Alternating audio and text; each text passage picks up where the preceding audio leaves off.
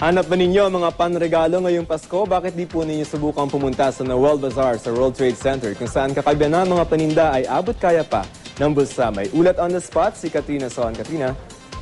Joseph, sa harap pa lang ng World Trade Center, bubungad na ang mahabang pila ng mga mamimili.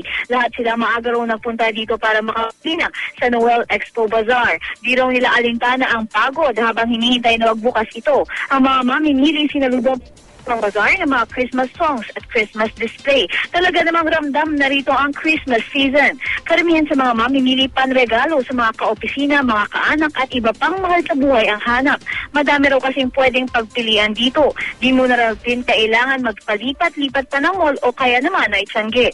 Mula sa mga t-shirt para sa mga bata man o matanda at mga accessories tulad ng hikaw, kwintas at bracelet mabibili rito. Sa halagang 99 pesos, makakabili ka na ng pares na mga chinelas.